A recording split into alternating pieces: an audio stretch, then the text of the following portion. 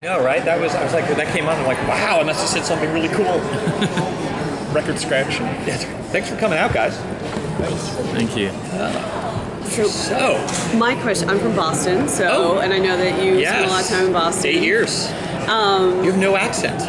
It's because my dad's a teacher, so, you know. He's just beating it out of if I you. get really tired or drunk, there's no Oz. You know what? I have the same problem. The same problem.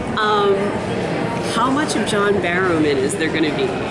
How much of John Barrowman? Because there can't be too much. Yeah, I agree, actually. I agree. And, you know, I think he's got a recurring role in the show, so I guess quite a bit.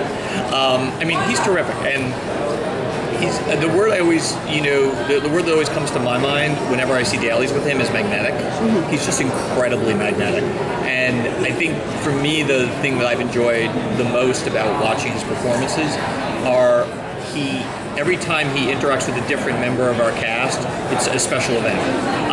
Watching the way his performance subtly changes, watching what he brings out in the actors and in the characters. He's a character. He plays a role that it's sort of like a stone being thrown in a pond. He just creates all these. His character creates all these ripple effects throughout the series. And watching, each time he interacts with a new character, it's a new ripple in the pond, and that's a lot of fun. So did you go after him, or did he go after the show? We went after him. Yeah. We had sort of created this character, and he was our first choice. And we've been very fortunate on the show. And I will say, Andrew Kreidsberg, who's one of the other executive producers, he's a huge Doctor Who fan and a huge Torchwood fan. Mm-hmm. And he lobbied John really, I wouldn't even say hard, because it sounds like he's stalking him, though, he couldn't once John got that restraining order.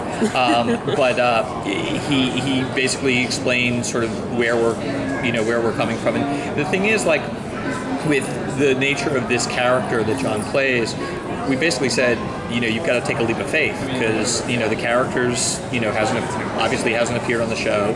The character's identity and his agenda is shrouded in secrecy. So you're going to have to, come into this not knowing a whole lot of what we've got planned.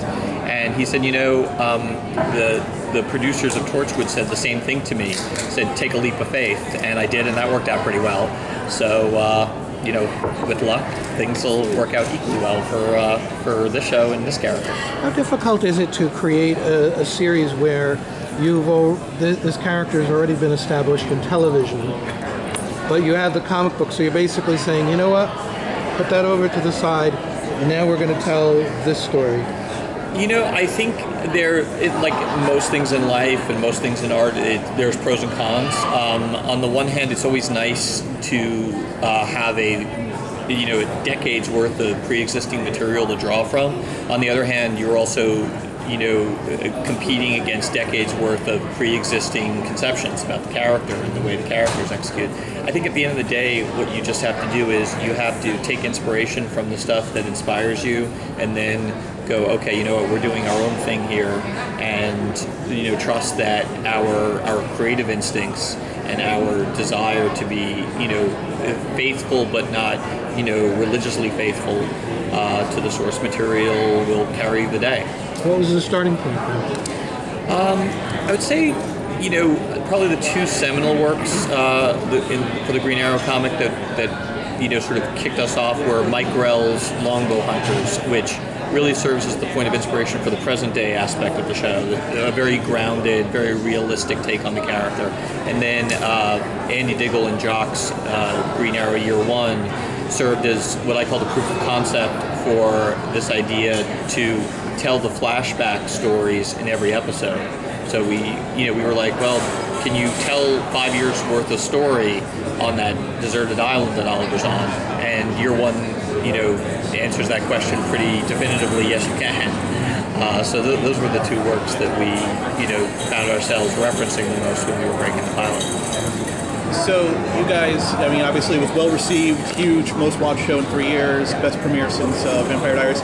Does that relax you going forward and telling stories? You're almost assured to be picked up now, and you're like the mayor of the CW at this point. And, do you feel like you have more creative freedom to tell stories that maybe you were worried about if the show didn't get received as well?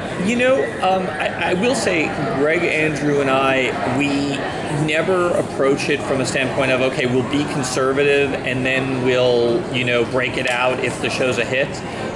You really can't approach things that way because, like, we just turned in the draft for episode 10. So we're almost halfway through the season. If we were to wait until the show premiered before, kicking it out, as it were, there would, I don't think people would be very satisfied with the end result. So we sort of had to, it's like, again, taking a leap of faith. We had to jump off the cliff not knowing if the audience would be there to catch us, because that's sort of the only way to do, I think, this kind of show and deliver the kind of moments that I think our audience is expecting out of us. Right. I think you always have to hope that it's going to be a hit, but were you surprised at how many people turned out for it, or the buzz around the show? I will say it's been a great process, because the buzz around the show has been fantastic ever since we shot the pilot. And we've been very, very fortunate that when we screened the pilot for critics at TCA's a few months ago, when we screened the pilot at San Diego Comic-Con, just the reaction to the show has been so favorable. I think our attitude has always been, okay, we need to make every episode after the pilot, just as good, if not better, and always look to be improving upon ourselves and delivering episodes that live up to the promise of the pilot. You and Greg have done an incredible backlog of fantasy-based television. Yes. Taking all that into consideration, what did you learn from that you brought to this project? Great question. I wouldn't say it's just one thing. It's a wealth of experience. So that gives you a wealth of lessons.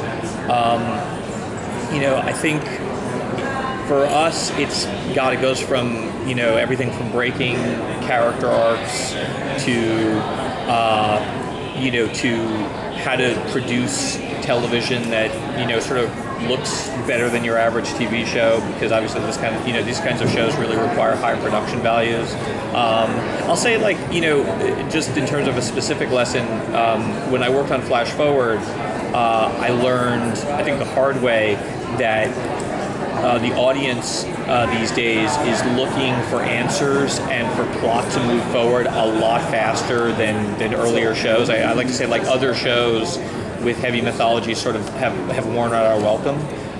So our goal has really been, let's give answers very quickly, and then just present new questions afterwards. So you'll have, like, I think you start learning stuff about, like, what happened on the island, for example, which I know is something people are very curious about, as early as episode 2.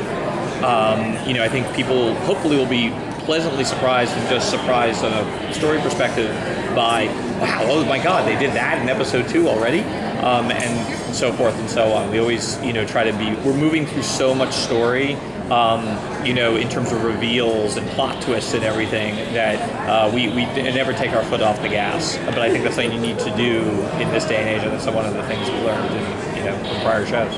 We have time for one more quick question. This gentleman over here. Hi, can you just reveal to us, are we going to see what supervillains we're going to see, or the Speedy or Black Canary sidekicks? Can you? I know a lot of people are curious about. We're going to show a trailer at our panel that I think that should give you a really good taste, if not a full meal of a lot of what you'll see in upcoming episodes. We pretty much drew footage from just about every episode that we had in the can, like as of episode 6. So actually episode 7. So you'll see, like, the first 7 episodes worth of characters and material. I don't think it leaves a whole lot left to the imagination. But hopefully it'll intrigue you enough to come out for future episodes. Thanks so much. Thank you. Thanks, guys. Thanks.